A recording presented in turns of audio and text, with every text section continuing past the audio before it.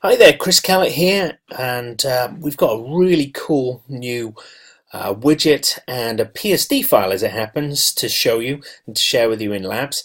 And this is our icon maker.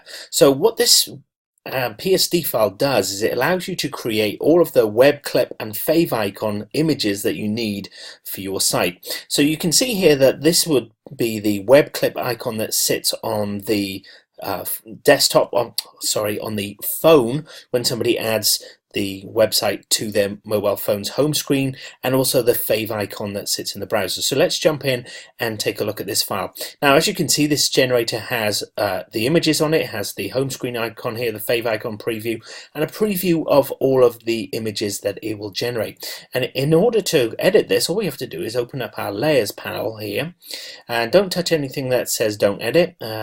We just want to edit these two files here. And let's jump into the web clip icon here. And we're going to create an icon for a client, so this Ascona client here. Let's just change out this background. You can do whatever you want in here, it's just a normal PSD file, but usually you would just change the background color and maybe the icon sitting over the top. So let's grab an icon here and pop that on there, like that, and just hit close and save.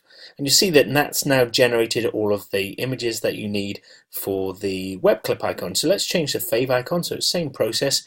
I'm going to double click into here, hide that icon or delete it, and let's drag on this. Let's drag on this one here, and let's put an overlay on it, and we'll put a color overlay. Let's choose an orange to match up with the orange that we have up here, and there we go, and click OK, and then just close this down again and click save.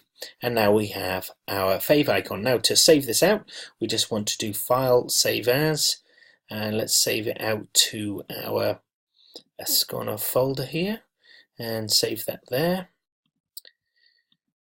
Once that's saved, what we can do now is switch on generate images. So we're going to go to file, generate image assets, hit that there, and we can click save again if we want to.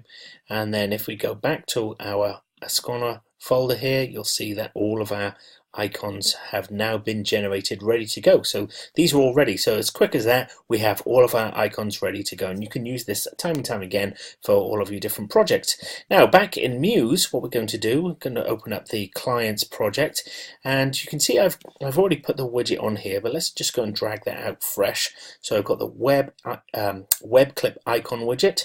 We'll drag that onto the page.